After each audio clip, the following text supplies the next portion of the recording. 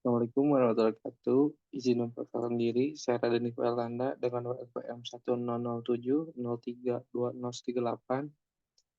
Di sini saya akan memaparkan terkait dengan tugas mata kuliah etika pekerjaan dan kewirausahaan terkait dengan perencanaan karir diri.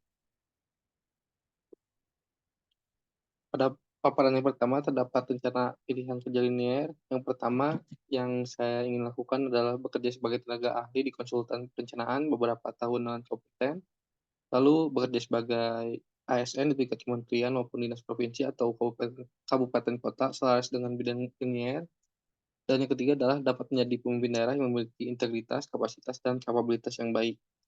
Lalu untuk rencana yang dimulai dari jenjang perkuliahan, lulus hingga bekerja, yang pertama pada saat perkuliahan ingin belajar dengan giat dan mendapatkan ilmu dan pengalaman dengan baik. Yang kedua, menjalin relasi dalam berbagai kegiatan. Dan ketiga, lulus perkuliahan dengan tepat waktu.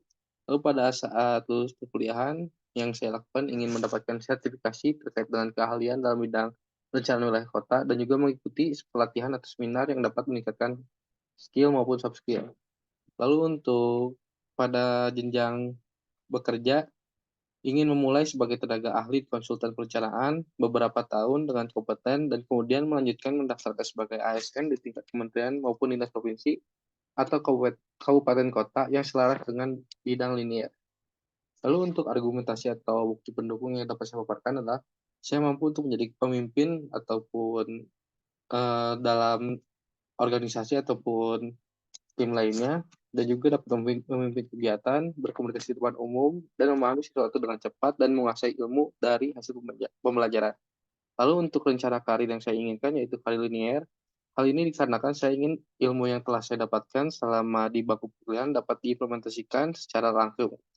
Lalu rencana karir saya akan dimulai dari sebagai tenaga ahli konsultan perencanaan sebagai upaya untuk peningkatan skill dan pengalaman langsung bekerja di berbagai kondisi lapangan. Setelah dirasa cukup, saya akan menuju jenjang berikutnya yaitu kerja sebagai ASN di tingkat kementerian maupun dinas provinsi atau kabupaten kota. Lalu untuk personality assessment yang telah saya melakukan tes kepribadian diri secara online, terdapat tipe kepribadian yang saya miliki yaitu sebagai penghibur. Tipe kepribadian ini yaitu sangat sosial dan juga dapat menikmati hal yang paling sederhana dan tidak hal yang lebih menyenangkan bagi mereka dibandingkan bersenang-senang dengan kawan mereka. Lalu untuk pada kepribadian ini, eh, kepribadian penghibur tidak ada yang dapat membuat orang dengan tipe kepribadian ini merasa sangat tidak bahagia karena menyadari mereka dikungkung oleh keadaan tidak mampu bergabung dengan teman mereka. Lalu untuk analisis SWOT-nya, pada kekuatan sendiri memiliki tanggung jawab, teliti, dan tidak mudah menyerah. Lalu untuk weakness-nya terdapat manajemen waktu yang kurang baik, dan untuk opportunities-nya terdapat dukungan dari teman dan keluarga, dan untuk traits-nya terdapatnya ancaman dalam pengembangan teknologi yang semakin pesat, sehingga perlu menyesuaikan diri dengan pengembangannya. Lalu untuk milestone diri yang telah saya buat dan rencanakan pada usia jenjang 21 hingga 23 yaitu lulus tepat waktu mengikuti uji sertifikasi ahli perencana dan juga bekerja di konsultan. Lalu untuk usia 24 hingga 26 bekerja di konsultan sebagai tenaga ahli. Lalu untuk usia 27 sampai 29 lalu melakukan pendaftaran diri di PNS di Dinas PUPR. Lalu juga untuk usia 30 sampai 32 bekerja di Dinas PUPR dan juga memulai investasi.